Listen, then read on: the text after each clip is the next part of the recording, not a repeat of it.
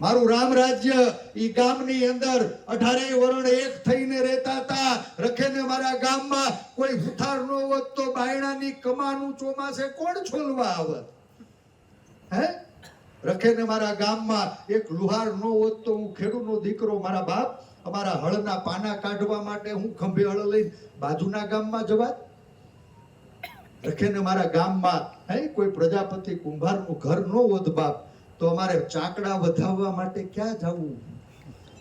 રખેને મારા ગામમાં હે કોઈ બાવાજીનું ઘર નો હોત તો બાપ મારા ચોરે દીવાબત્તી કોણ કરે? રખેને મારા ગામમાં કોઈ પંડિતનું બ્રાહ્મણનું ઘર નો હોત તો બાપ શુભ પ્રસંગોએ એ શાસ્ત્રોક્ત વિધિના પાઠ કોણ ગાત? યાદ કરો ઇતિહાસ. ગામમાં રખેને કોઈ એકની ખોટ પડે ને તો 5 મોટા માણા ભેગા થતા પાડોશના ગામમાં જઈ 5 પાલી વધુ વધાડીને ગામમાં લઈ આવતા. આનું નામ ભારત, હે, આનું નામ રામ રાજ્ય. આવો માવડિયું પધારો. આજ સત્તામાં બેઠેલા લોકો રાજકીય રોટલા શેકવા માટે વર્ગ વિગ્રહની આગને ફેલાવી રહ્યા છે. નાત વચ્ચે, જાત વચ્ચે, ભાત વચ્ચે, ધર્મ વચ્ચે ભાગલા પડાવી રહ્યા છે. એક ભાગલા પડાવીને રાજ કરનારા અંગ્રેજોને તો મારા તમારા પૂર્વજોએ હાકી કાઢ્યા હતા બાપ. આજ કળિયુગમાં આ આધુનિક અંગ્રેજોને હાકી કાઢવા માટે 2 હાથ જોડીને તમને વિનંતી કરવા મહુવાના પાદરે. આ લડાઈ જેની ઠુમરની લડાઈ છે નહીં. આ લડાઈ જેની ઠુમરની નથી. રાજમાં મને યાદ છે 2019 નું ઈ વર્ષ. 18-19 માં 2 વઢિયારાને મેં ધોરે જોડ્યા હતા. એક તો ભેગો લઈને આવ્યો છું, બીજો વસુટીનો વયો ગયો.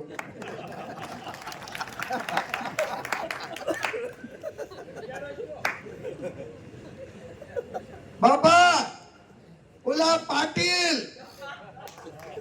કેદુના કહેતા હતા કે ભાઈ વયાવ મેં રૂમાલ મૂક્યો છે, ભાઈ તું વયાવ તારી હાટુ મેં સીટમાં ખાલી રૂમાલ મૂક્યો છે.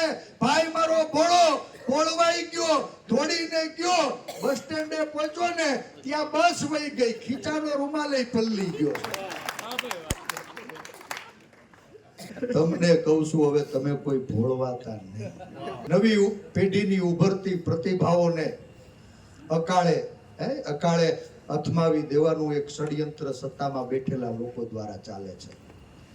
વીતેલા 15 વર્ષથી પ્રજાનો અવાજ બનનારા પ્રતિનિધિઓને સામ દામ દંડ ભેદ લલચાવી, ફોસલાવી, ડરાવી, ધમકાવી અને કમલમની કાર્યાલયે કેસરી ખેસના મોઢે તાળા મારવામાં આવે છે.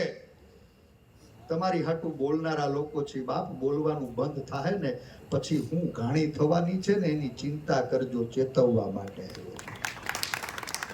રાજભા યાદ કરાવતા હતા ગમે અહીંયા ઈડી મોકલે, સીબીઆઈ મોકલે, ઇન્કમ ટેક્સ મોકલે. રાજભા આવું ક્યાંક થાય તો થોડીક આબરૂ વધે, કોક ઉસી ના તો દે.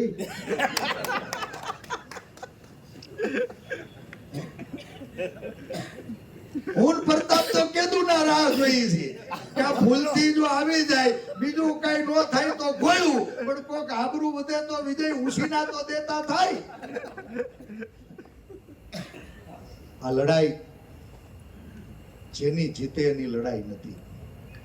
હું અને પ્રતાપ દુધાત આજ વખત આંગળી પકડી અને બેન જેની ઠુમરને ભણેલી ગણેલી યુવાન મહિલા, ઉત્સાહી, અનુભવી અને રાજકીય ઘરમાં ઉછરેલી દીકરીને અમે આંગળી પકડીને મહુવાના પાદરમાં લાવ્યા છે. 19 માં મને ઠોકી નાખ્યો ને એ માફ. મને ઠોકી નાખ્યો એ માફ. પણ 2 હાથ જોડીને કહું છું બાપ, આ દીકરીને લઈને આવ્યા છે, લોટકું મામેરું ભરજો, ઉણા નહીં ઉતરતા એટલું કહે. અમારે બીજું કઈ નથી કેવું. 18-19 રાજભા મારા બાપુજીની ગેરહાજરી થઈ. ગાંધીનગર બેસણું રાખ્યું હતું. હજી લાઠીના રોડે ચીડો ચાવંડ નહોતો વીટો ને ત્યાં ઓલો છોડાવીને ભાગી ગયો ની વઢિયારાનો ફોન આવ્યો, ભાઈ આફત આવી છે. હા એનો ફોન આવ્યો કે ભાઈ આફત આવી છે, મહુવાની હોસ્પિટલો છલકાઈ રહી છે, મારા કોળી સમાજની કેટલી માવડિયું બેનું દીકરા એની ઉપર પોલીસનો અત્યાચાર થયો છે, આ વિજય ને રાજ એના સાક્ષી છે. મારા બાપનું ગાંધીનગર બેસણું હતું ને, એ પડતું મૂકીને ભાંગો તૂટ્યો રથ મહુવાના પાદરમાં આવ્યો. આ રાત્રે 12:30 હોસ્પિટલમાં ગયા ને, તો હોસ્પિટલે લોહી લુહાણ કેટલી માવડિયું બેનું દીકરીયું એની ચિંતા નહોતી કરતી. મને કહે કે ભાઈ તું અહીંયાથી જા, ઓલા તળાજા લઈ ગયા હતા ને, તળાજાના પોલીસ સ્ટેશનમાં અમારા કેટલાય દીકરાઓને લઈ ગયા. રાત્રે 2 વાગે રાજભા તળાજા પોલીસ સ્ટેશને ગયો ને, હુરાતન ચડી જાય બાપ, હૃદય દ્રવી ઉઠે. કોકની આંગળીઓ લબડતી હતી, કોકના માથા ફૂટી ગયા હતા, કોકના હાથ તૂટી ગયા હતા, કોઈના પગ ખોટકાઈ ગયા હતા, અને ભડના દીકરાઓને હોસ્પિટલે નતા લઈ ગયા. હોસ્પિટલે નતા લઈ ગયા. રાતે 2 વાગે તત્કાલીન ગૃહમંત્રી પ્રદીપસિંહને મેં ફોન કરીને કીધું, મારા મિત્ર છે, રાત્રે 2 વાગે પ્રદીપસિંહભાઈને કીધું તું, પ્રદીપસિંહ બાપના બેહણા હાટું નીકળ્યો હતો, પણ આજ તળાજાના પોલીસ સ્ટેશનમાં બેઠો છું અને તમારી અહંકારી સરકારે અમારી મા બેન દીકરીઓ કણસી રહી છે, માથેથી લોહીના ટીપા પડી રહ્યા છે, આંગળીઓ લટકી રહી છે, અને એને દવાખાને લઈ જવાની ખાનદાની હું આ ભાજપની સરકાર ચૂકશે? રાજભા માફ કરજો, અમે ઘરના ગામડાના માણસો છીએ. જ્યાં સિંહ આટા ફેરા મારે ને એની વચ્ચે ઉછરા છે. સત્યની ભેગા રહ્યા છીએ, રહેવાના છીએ. અને આ લડાઈ છે ને, એ તમારે નથી લડવાની. 2 હાથ જોડીને વિનંતી કરું, આ લડાઈ જેની ઘરે દીકરીઓ જન્મતી હશે, ઉછરતી હશે ને, એવા બધાય દીકરીના બાપ કાલે લડવાનું છે. બધી દીકરીઓના બાપ લડવાનું છે. ભાઈ જોહર એટલે હું ખબર છે? જોહર એટલે હું? જીવતે જીવ અગ્નિમાં પોતાની જાતને ઓલવી નાખવાનો સંકલ્પ, એને જોહર કહેવાય બાપ. આ ગુજરાતમાં કોઈ બેનું દીકરીઓ જોહરની જાહેરાત કરે ને 4 વાગે એની સમય મર્યાદા પૂરી થતી હોય, હું મારા તમારા પેટનું પાણી નથી હલતું? જાગો, ઉઠો! આજ એક દીકરી એના દામન ઉપર દાગ લાગ્યો છે, રખેને ઉતાર્યા ને, તો કાલ મારી તમારી ઘરે દીકરીઓ સલામત નહીં હોય. આ લડાઈ વ્યક્તિ સામેની નથી, લડાઈ વિચારધારા સામેની છે, લડાઈ અહંકાર સામેની છે. અને આજ આ ભારતીય જનતા પાર્ટીનો અહંકાર 7મા આસમાને પહોંચ્યો છે ને બાપ. આવતી 7મી મે 18 વરણ એક તાજો, 18 વરણ એક તાજો. સંગઠિત થઈને મતદાન કરજો, અને મતદાન કરવા જાવ ને ત્યારે તમારો મત ભાજપને, કોંગ્રેસને નહીં, આ અહંકારને ઓગાળવા માટે થઈને આપજો. અહંકારને ઓગાળવા.